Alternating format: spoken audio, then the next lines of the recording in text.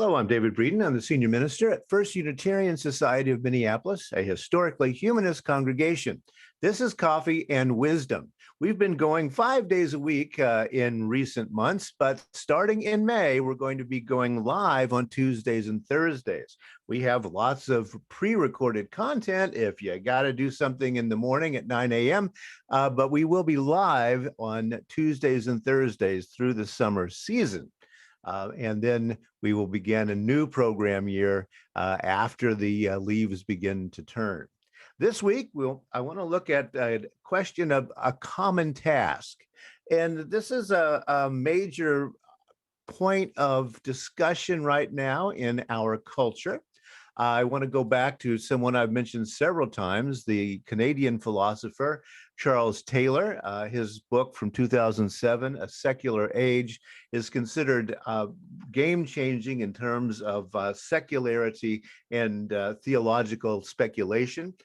He has this to say about our contemporary era: the dark side of individualism is a centering on the self, which both flattens and narrows our lives, makes them poorer in meaning, and less concerned with others or society.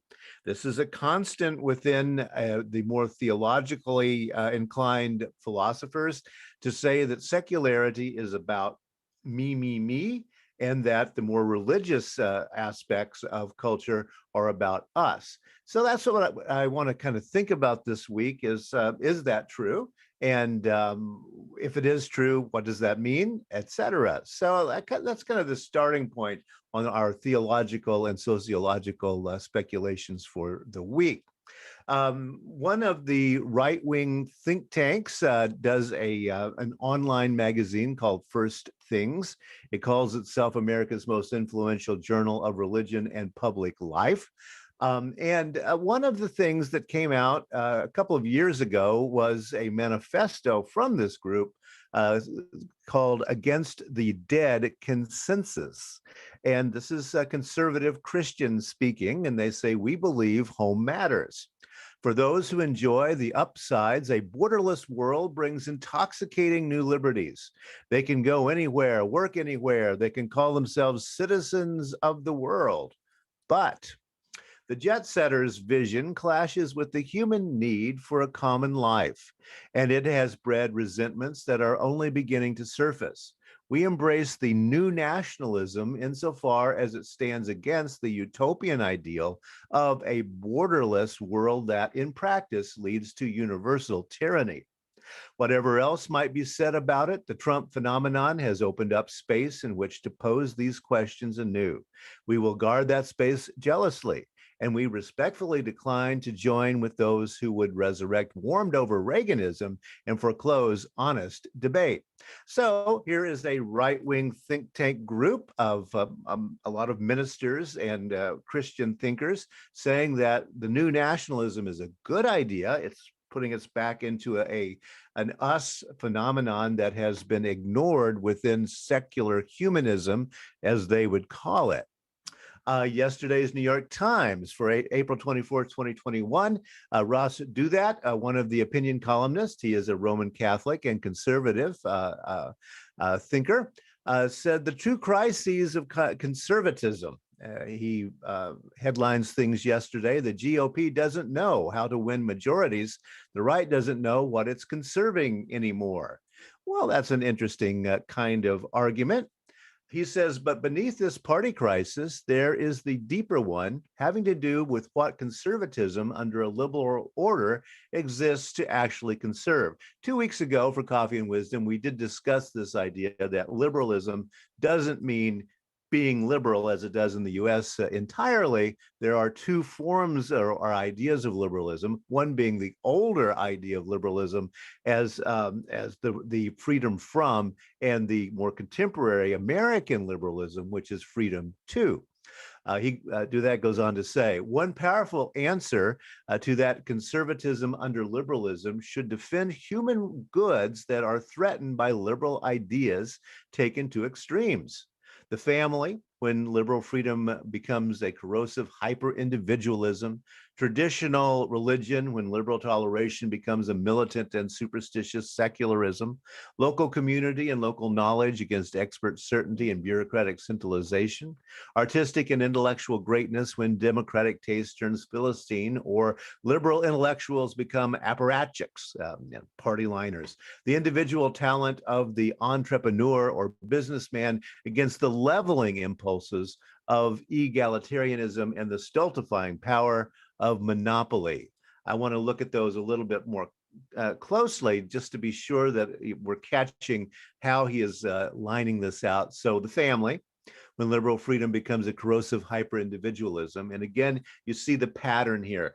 Charles Taylor, a religious thinker, saying secular society is all about individualism.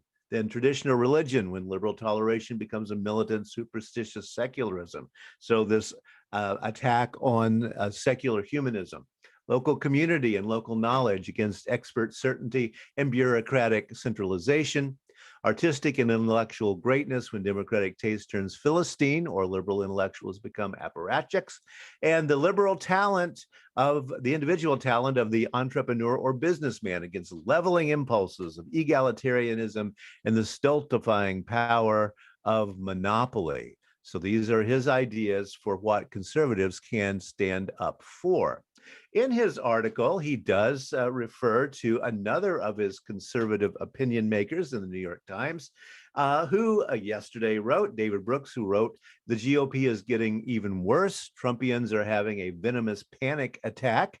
Yes, and we know that David Brooks very often writes about exactly the kind of secularism that is a central idea of Charles Taylor in the secular age. David Brooks has this to say: when asked in late January if politics is more about enacting good public policy or ensuring the survival of the country as we know it, 51% of Trump Republicans said survival, only 19% said policy. So we are in a place, David Brooks is going to argue, in which many people are in survival mode, not in a mode in which they're dealing with some kind of idea of public policy. He goes on to say the level of Republican pessimism is off the charts. A February Economist YouGov poll asked Americans which statement is closest to their view. It's a big, beautiful world, mostly full of good people, and we must find a way to embrace each other and not allow ourselves to become isolated, or our lives are threatened by terrorists, criminals, and illegal immigrants, and our priority should be to protect ourselves. Over 75% of Biden voters chose a big, beautiful world. 2/3 of Trump voters chose our lives are threatened. This level of catastrophism, nearly despair, has fed into an amped up warrior mentality. So this is David Brooks arguing that we have this big separation of opinion in the US about what even reality looks like. He goes on to say liberal democracy is based on a level of optimism, faith, and sense of security. Already, he is referring back to that first group, in other words, the optimistic group, that it's a beautiful world. He goes on to say it's based on confidence in the humanistic project, that through conversation and encounter, we can deeply know each other across differences, that most people are seeking the good with different opinions about how to get there, that society is not a zero-sum war, but a conversation and a negotiation. Now, again, we have discussed this with Coffee and Wisdom, that the older form of liberalism coming out of the Enlightenment period certainly was about the idea of taking various viewpoints and conversing about them, voting on them to come out with some kind of consensus, or at least a lumped up version, a lumpy version of what various people have to think. Brooks goes on to say Republicans and conservatives who believe in the liberal project need to organize and draw a bright line between themselves and the illiberals on their own side. This is no longer just about Trump the man. It's about how you are going to look at reality as the model it's always been, or as an apocalyptic hellscape. It's about how you pursue change through the conversation and compromise of politics, or through intimidations of macho display. Again, the model is what good old-fashioned liberalism has always been about the muddle of understandings that we keep jumbling around as we discuss these issues. And of course, we know that from the Eric Hoffer book, The True Believer, that I've quoted before, how extremism works. Hoffer has some very good ideas, I think. He says the rejection of approximations and the insistence on absolutes are the manifestation of a nihilism that loathes freedom, tolerance, and equity. So the rejection of approximations and the insistence on absolutes. So again, Hoffer arguing that liberal democracy can't exist within a set of absolutes. And one of my favorite metaphors coming up here, why are the tolerant left so intolerant? As another headline I read recently. The Hoffer has this to say. Intolerance is the do not touch sign on something that cannot bear touching. We do not mind having our hair ruffled, but we will not tolerate any familiarity with the toupee that covers our baldness. Interesting metaphor here, but what Hoffer is saying, I think, is that probably one of the reasons for the absolutes in American social thinking at the moment is that each side of the discussion has really seen that the other side is getting at their true natures and are actually threatening to the very ideas themselves. So Eric Hoffer, from back in the 1950s, warning us about the idea of absolutes and intolerance and how it works. Now, I do have to ask, what is this all about? What's the common project? Are we dealing with a society of freedom to or freedom from? And how does religion play into this? Because we know that religious freedom is now a discussion about how to protect conservatism. But we also know that there are religious liberals out there talking about something very different. That's the subject I want to talk about this week. Charles Taylor's idea of individual secularism and what it really means, and if it's even actually true. This coming Sunday at 10:30 a.m. Central Time, I'll be talking about burying the lead, the power of May Day.